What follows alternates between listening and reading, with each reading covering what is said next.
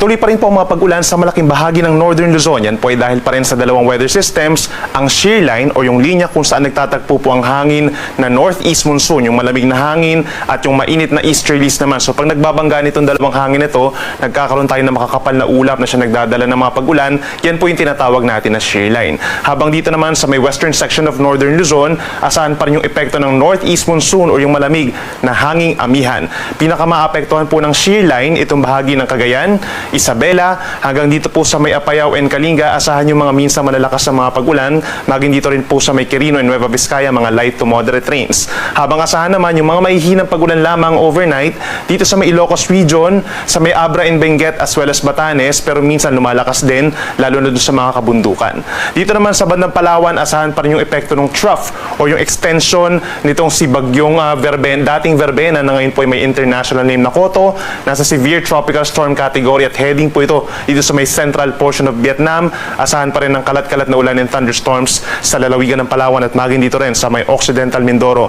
The rest of our country, itong central and southern portions of Luzon, kabilang po ang Metro Manila, down to Mindanao, asahan pa rin ng bahagyang maulap hanggang maulap na kalangitan. Overnight po yan at sasamahan lamang ng mga isolated rain showers or thunderstorms.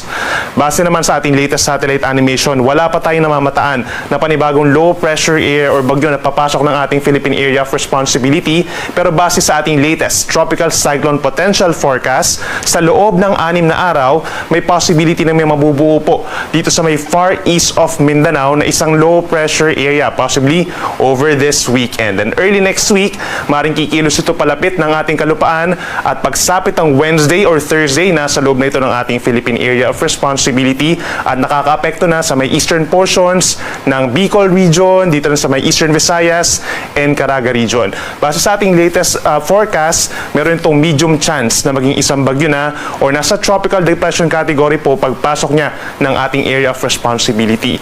Laging magantabay sa ating mga updates, possible pa mabago yung senaryo natin for this possible weather disturbance at yung ating mga nakikita sa ating websites or sa ating mga Facebook pages. Usually meron tayong makikita ng mga parang fake news po, no? Na nagsasabi na merong super typhoon Wilma. Wala po itong katotohanan po sa ngayon. So lagi magantabay lamang sa updates ng DOST-Pag-asa.